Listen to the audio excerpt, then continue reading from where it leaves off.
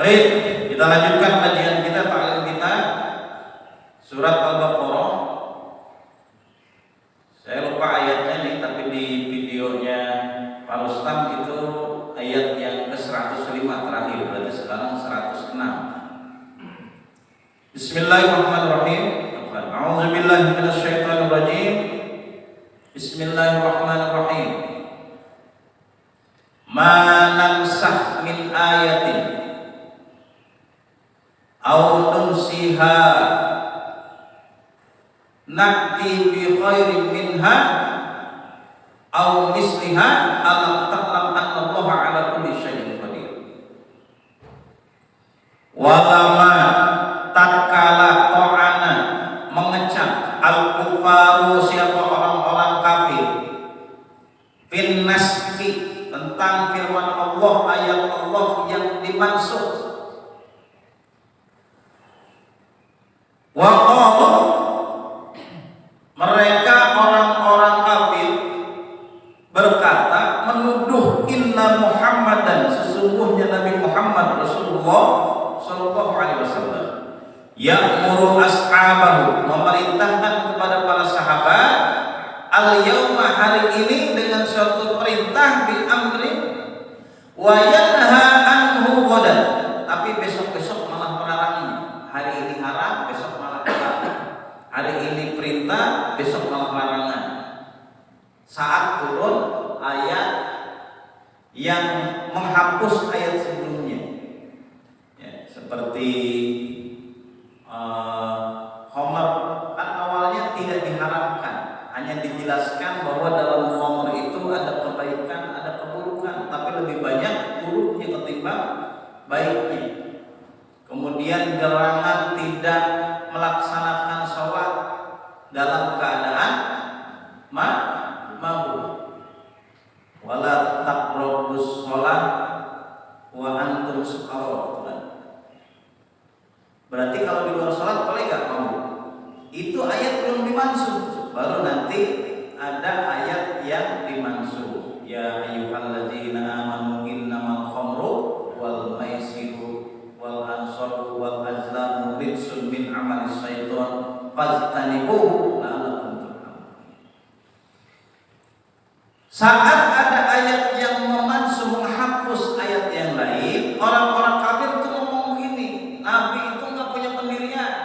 Kalau Nabinya nggak punya pendirian, berarti Allah juga nggak punya pendirian. Ini ayat yang memerintahkan sesuatu, tapi besok malah dirubah menjadi larangan. Membolehkan sesuatu, besok malah mengharamkan.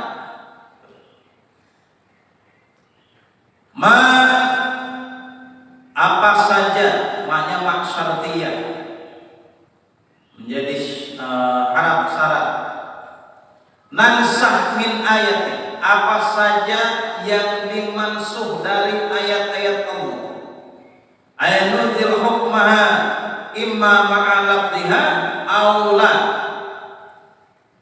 menurut turunnya ayat-ayat Allah subhanahu wa ta'ala, hukum-hukum Allah subhanahu wa ta'ala, baik bersama dengan lafaznya atau tidak. Wa fi qira'atin bidawmin nunin min ansakh, di dalam lafaz yang lain itu dengan menambahkan huruf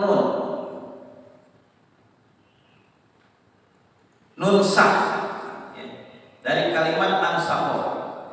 Ayat na'muruka, memerintahkan kepadamu, au Jibril, kepada atau kepada malaikat Jibril, binasfiha, dengan menghapus ayat yang lain yang sebelumnya, au nunsiha, atau menangguhkan, nuakhirha fala nuzil hukmaha, menangguhkan, tidak menurunkan ayat setelahnya hukumnya. Wa narfa'u tilawataha aw nu'akhirha fil lauhil mahfuz, atau mengakhirkannya, menahannya di lauhil mahfuz. Wa fi qira'atin bila hamdatin min nisyan, di dalam bacaan yang lain dengan hamzah min nisyan, kalimat nunsiha. Ayat nunsikaha tamhuha, maksudnya adalah menghapus menghapusnya min qalbika dari hatimu. Wajawabus syarti ini menjadi jawab syarat dari kalimat ma tadi yang harap syarat. Naktiha, maka nakti kami datangkan bi khairin, kebaikan minha, dari hal tersebut. Anfa'a lil ibadi fi suhulati, lebih manfaat untuk hamba Allah, untuk kita, fi suhulati, di dalam kemudahan, au kasratil ajri, ataupun dalam hal manfaat, dalam hal kemudahan dan dalam hal banyaknya pahala.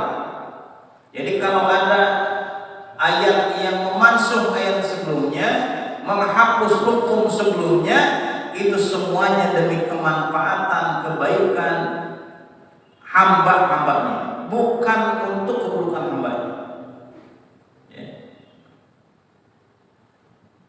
Baik masalah manfaatnya, kemudahan dalam melaksanakannya, termasuk dalam hal banyaknya pahala.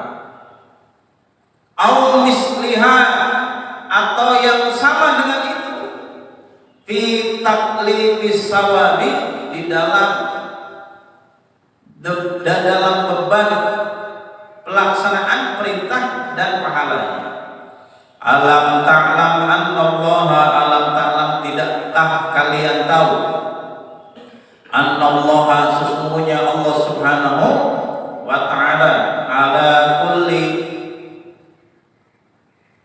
syai'in qadir, terhadap segala sesuatu, ala kulli syai'in qadirun, maha kuasa. Wa minhu an-nasxu wa tabdil. Jadi yang punya ayat Allah, firman-nya firman Allah, kalamnya kalam Allah, yang diturunkan oleh Allah kepada Nabi Muhammad Rasulullah SAW dengan perantara malaikat Jibril. Mau diganti, mau dihapus, mau ditangguhkan, mau diakhirkan, itu ayat, itu firman, itu hukum, tergantung siapa yang mau, yaitu Allah Subhanahu wa ta'ala. Enggak sesuai dengan keinginan manusia, keinginan makhluk, tapi Allah yang punya kehendak. Dan memang Al-Quran itu kan diturunkan secara berangsur-angsur, tidak sekaligus, sesuai keadaan saat itu.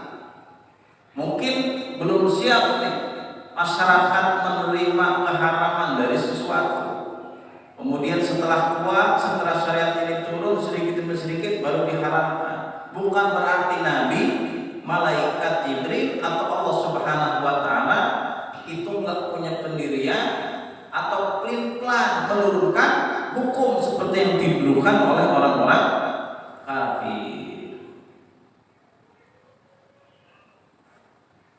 Wal istifhamu litakrir. Kalimat alam taklam, ya, tidakkah, itu kalimat pertanyaan itu istifham litakrir, sebagai litakrir, untuk mengukuhkan, untuk menguatkan. Alam ta'lam, ayat yang ke-107-nya. Tidakkah engkau tahu, annallaha, sesungguhnya Allah Subhanahu wa ta'ala, lahu, baginya, mulkus samawati wal ardh, kerajaan, kekuasaan di langit dan bumi. Yaf'alu fihi ma yasha, maka gimana Allah, terserah Allah mau berbuat kepada keduanya, terhadap langit dan bumi dan terhadap semua segala isinya. Wa ma lakum, dan tidaklah ada bagi kalian, min dunillahi, dari selain Allah Subhanahu wa ta'ala, ayat ghairihi, tidak ada selain Allah. Min zaidatun, minnya makna zaidah, tambahan. Kalau makna tambahan berarti tidak dimaknai secara khusus, dimaknai secara bahasa.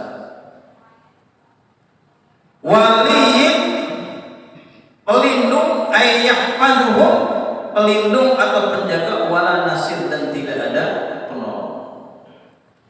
Jadi Allah Raja yang merajai, yang menguasai langit dan bumi. Allah yang mengatur semuanya. Mau bagaimana dijadikan itu urusan Allah, kehendak Allah, hak prerogatif Allah. Dan tidak ada satu pun penolong di dunia ini melainkan penolong penjaga dari Allah Subhanahu wa Ta'ala. Yang namanya ruh, yang namanya malaikat, yang namanya jin, benda, tempat, tidak bisa dimintai pertolongan karena tidak akan memberikan manfaat dan mudarat kepada manusia. Kalau kita memohon sesuatu, meminta sesuatu, memohon pertolongan dari Allah Subhanahu wa Ta'ala, hanya kepada Allah, tidak kepada selain Allah Subhanahu wa Ta'ala. Termasuk Ka'bah, termasuk Hajar Aswad yang dicium saat orang haji umroh, itu pun sama, tidak memberikan maslahat dan mudarat. Tidaklah kita bersujud menghadap Ka'bah, tidaklah orang yang haji umroh mencium Hajar Aswad, melainkan karena perintah dari Allah dan Rasul. Itu kan dikatakan oleh Ali bin Umar bin Khattab, ya, aku tidak mau mencium kau hanya sebongkah batu yang tidak bisa memberikan manfaat, tidak bisa memberikan mudarat. Jadi tidak ada satu pun yang bisa memberikan keselamatan. Maka jangan pernah berpikir dalam diri kita ada sesuatu yang memberikan kekuatan, pertolongan selain dari pertolongan yang Allah Subhanahu wa Ta'ala. Beda dengan pertolongan kalau kita mau minjem duit ke teman, itu beda ya. Ini pertolongan dalam arti ada sesuatu kekuatan di luar kekuatan manusia yang dahsyat. Ya, kayak cincin ini, misalkan ini di dalam cincin ini ada khodam nih, ada khodam laki-laki, ada khodam perempuan dari bangsa jin. Kalau pakai cincin ini, perempuan yang lagi mana juga ngelihat kita bakal sem-sem, laki-laki bakal terkena simahnya. Percaya di sama ini, musyrik hukumnya. Dikasih keris, dikasih sabuk yang ada tulisannya, walaupun tulisan Al-Quran, wah ini untuk jaga-jaga di kemana-mana bakal aman kalau bawa ini, boleh nggak? Itu nggak boleh. Ini kan hanya wasilah doang, tetap pertolongannya dari Allah Subhanahu wa Ta'ala, boleh nggak? Nggak boleh. Ini adalah ajaran Al-Quran, ya. Taruh kalau dagang di pintu toko, di pintu warung, boleh nggak? Ini hanya wasilah doang, pertolongannya dari Allah, nggak boleh. Ya, ajimah, bapak, isi itu nggak boleh. Bisa menjerumuskan kepada kemusyrikan. Awalnya ya ini hanya sekedar wasilah, itu dilakukan oleh orang-orang zaman dulu.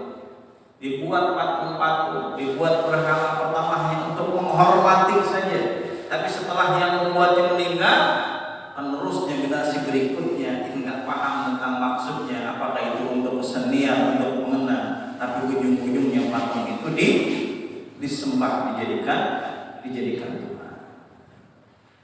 Mau tidak mau, di Indonesia ini sebelum Islam masuk, di sini ada tradisi, ada kultur, bahkan ada keyakinan dari agama-agama sebelumnya yang bisa saja saat Islam masuk itu tidak langsung dihilangkan atau dikikis, melainkan ada asimilasi, ada percampuran, penyatuan antara keyakinan, kultur dengan agama Islam. Kalau itu hanya sekedar budaya, enggak jadi masalah. Tapi kalau itu ada percampur bauran antara keyakinan agama Islam dengan agama yang lain sebelum Islam, itu yang jadi masalah. Dan itu perlu dilakukan yang namanya purifikasi, kalau kata Arab zaman sekarang. Purifikasi itu pemisahan antara keyakinan agama Islam dengan agama sebelumnya yang sudah tercampur. Beda dengan kultur, dengan budaya. Kalau budaya tidak ada masalah. Contohnya gini, bakar lupa, bakar kemenyan, itu ada budaya, ada keyakinan. Keyakinan orang zaman dulu saat berdoa kemudian membakar kemenyan, bakar lupa, itu bisa mempercepat dikabulnya doa, karena doa itu dibawa sama asap dupa. Kalau kita berdoa sekarang bakar kayak gitu dengan keyakinan seperti itu, boleh enggak? Hah?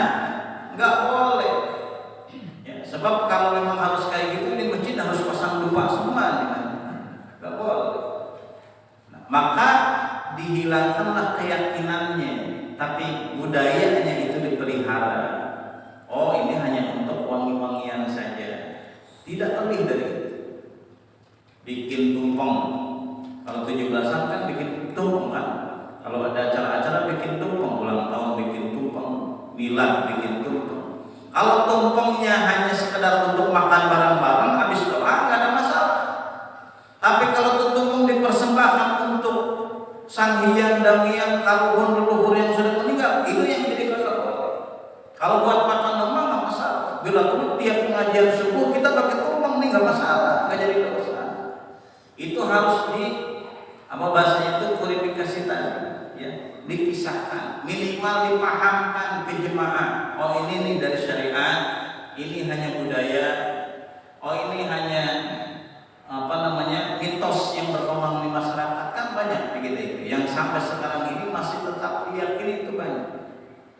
Yang paling gampang saja, banyak anak sekolah itu banyak, saya Pak, emang benar gak kalau ada jenazah dilangkahin kucing hidup lagi, benar gak?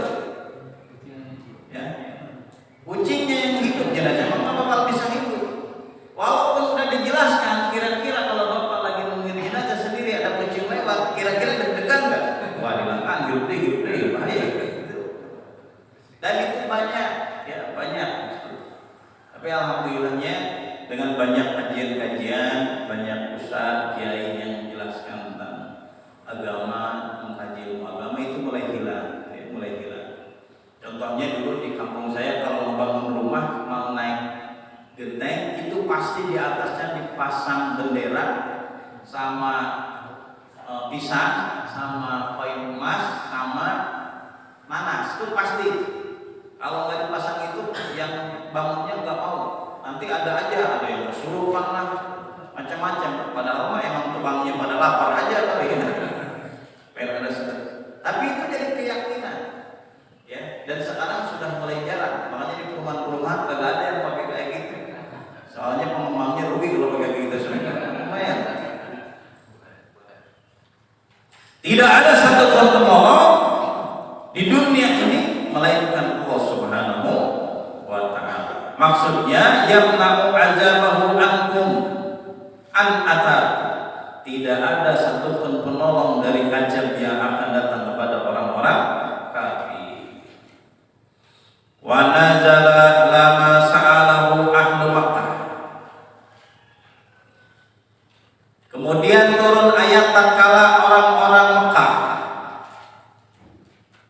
meminta kepada Rasulullah Shallallahu Alaihi Wasallam an yuwasi'aha, untuk meluaskan tanah yang ada di Mekah, wa yaj'ala safa zahaban, dan Allah jadikan bukit Safa menjadi emas semuanya. Kira-kira Allah sanggup nggak kalau menjadikan bukit Safa jadi emas? Atau kalau kita punya zikir dari kiai, ini bacain doa ini ya, doa nubuat nih, baca 100 kali tiap malam Jumat selama 7 Jumat, dibacain, dikunyit 1 kilo, nanti setelah 7 Jumat kunyitnya jadi emas semua. Bisa nggak kayak gitu? Atau pernah nggak Bapak ngamalin kayak gitu? Itu permintaan kayak gitu. Kalau ngomong Allah kan kalau berkehendak pasti bisa. Iya, Allah bisa kalau berkehendak. Tapi ingat, likulli syai'in sababun, segala sesuatu itu harus selalu ada sebabnya, ada prosesnya. Allah bisa saja menjadikan manusia, orang lahir langsung bisa lari, itu baik. Tapi kan ada prosesnya, sebelum lari, sebelum jalan, ya dia diri dulu, jalan dulu, ya merondang dulu. Kan harus lewat proses. Likulli syai'in sababun, nggak bisa langsung ujung-ujung jadi, nggak bisa. Harus lewat proses. Walaupun dalam keadaan tertentu bisa aja yang di luar proses. Itu disebut khawarikul adat, sesuatu yang terjadi di luar nalar manusia, ditunjukkan oleh Allah kepada manusia untuk memperlihatkan tanda-tanda kekuasaannya. Itu bisa, tapi kan nggak semua seperti itu. Ini penduduk Mekah pernah berdoa agar tuh tanah Mekah diperluas. Padahal Allah menciptakan bumi, ya, Yang diperluas tanahnya apa orangnya yang diperkecil? Ini komplek Grand Kahuripan udah banyak nih, udah penuh manusianya nih. Itu kira-kira berdoa bareng-bareng supaya tanahnya tiba-tiba nambah luas bisa nggak? Enggak. Ya, yang diperkecil manusianya. Makanya zaman Nabi Adam, Nuh itu berubah tuh fisik manusia yang tadinya tinggi besar menjadi lebih kecil. Umurnya yang tadinya ratusan tahun sampai 1000 tahun, sekarang mulai dikurangi. Bukan tanahnya yang diperluas, bukan gunung yang dirubah. Permintaan ini pernah diucapkan oleh orang Mekah. Bal atau maksudnya apakah turiduna antas alu rasulakum, turiduna kalian ingin antas alu meminta untuk meminta rasulakum kepada Tuhan kepada Rasul kalian yang nanti Rasul kalian meminta kepada Allah kama su'ila Musa, meminta kepada Nabi Muhammad seperti permintaan orang-orang Yahudi Bani Israel meminta kepada Nabi Musa. Aisa'ala qaumuhu, maksudnya meminta kaum Bani Israel kepada Nabi Musa alaihissalam min qablu, dulu sebelum kalian, min qaulihim, dengan permintaan, dengan ucapan arinallaha jahratan, agar Allah memperlihatkan dirinya, dia agar dia bisa melihat Allah Subhanahu wa taala jahratan, secara jelas, secara fisik, secara nyata. Wa ghairi zalik, atau permintaan yang lain selain itu dulu pernah dilakukan oleh orang-orang Bani Israel, oleh orang-orang Yahudi. Makanya kalau ada permintaan kita berdoa, ud'uni astajib lakum, benar, minta kepada Allah pasti akan Allah kabulkan, akan Allah beri. Cuman jangan permintaan-permintaan yang aneh, permintaan-permintaan yang tidak logis, atau permintaan yang diharamkan, itu nggak boleh. Ya Allah, saya besok mau masang togel ya Allah, mohon supaya tembus di 3 nomor bagi pernyataan banyak, itu nggak boleh. Korupsi ya Allah, biar mereka ketahuan sama KPK gimana caranya ya Allah, Kau maha pelindungi saya, padahal udah korupsi itu ya, agak benar. Atau permintaan yang lain tadi, ingin merubah sesuatu, ya, yang tadinya hanya batu, tadinya hanya bunyi, dirubah menjadi emas. Badan yang harusnya kebacok keluar darah, ini kebacok malah keluar dengan ngamalin sesuatu. Itu kan permintaan, ya boleh-boleh saja silakan, tapi nggak sesuai dengan syariat, ya, nggak sesuai dengan keumuman, dengan syariat. Kan gara-gara kemarin ada yang ribut 2 lawan 10, yang 4 meninggal, yang 2 menang, itu ilmu obat jadi ramai lagi. Itu saya lihat di itu ya, di media sosial, yang calon itu, karena katanya yang duel itu, yang calon itu pada punya ilmu obat. Jadi sekarang ramai lagi. Makanya kalau Ustadz Saiful sekarang jadi Ustadz terus terima pengisian ilmu obat, bisa ragu sekarang. Tapi nggak ada dalam Islam.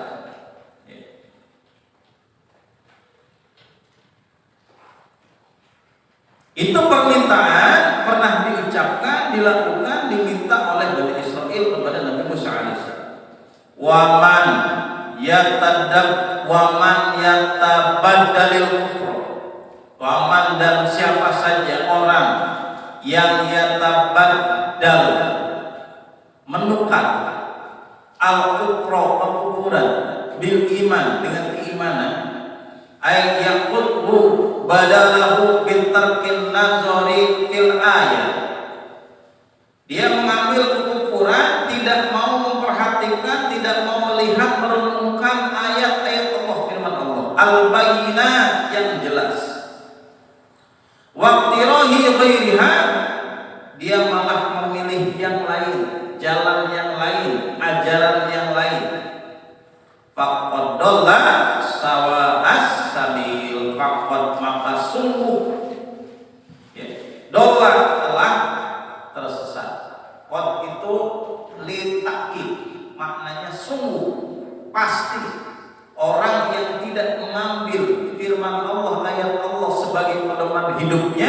dia malah mengambil yang lain yang bertentangan dengan Al-Quran, dengan syariat, faqad dhalla, sungguh orang itu telah tersesat. Sawa as-sabil, dari jalan yang benar, jalan yang lurus. Akhta'a tariqal haqqi, maksudnya dia telah salah dari jalan kebenaran. Rasulullah SAW pernah berpesan kepada para sahabat, kepada kita, taraktu fikum amroini lan tadiru ma tamasaktum bihima kitabullahi wa sunnatar rasul. Telah aku tinggalkan dua perkara, kalau kita berpegang teguh pada yang dua ini, maka tidak akan pernah kita tersesat untuk selamanya. Di dunia mendapatkan petunjuk, rahmat, keselamatan, dan di akhirat juga mendapatkan pertolongan dari Allah. Apa itu? Kitabullah, yang pertama Al-Quran, wa sunnatar rasul, Rasulullah, dan sunnah-sunnahnya Rasulullah SAW. Lalu sering ada yang bertanya, bagaimana posisinya ijma ulama, ijtihad ulama? Sumber hukum Islam ada 4. Yang pertama Al-Quran, yang kedua Al-Hadis, yang ketiganya ijtihad, yang keempatnya ijma ulama. Ijma ulama, ijtihad ulama tidak boleh bertentangan dengan hadis. Hadis yang sahih tidak mungkin bertentangan dengan Al-Quran. Ini keempat-empatnya berkaitan. Ya, Al-Quran, Al-Hadis. Nggak bisa orang pakai hadis saja, atau Al-Quran saja nggak mau pakai hadis. Ya. Atau perkataan ulama saja dikedepankan, Al-Qurannya, hadisnya tidak dipakai. Semuanya harus berkaitan, karena itulah sumber hukum Islam. Sedangkan Al-Quran sumber hukum Islam yang pertama dan utama. Setelah itu Al-Hadis dan ijtihad.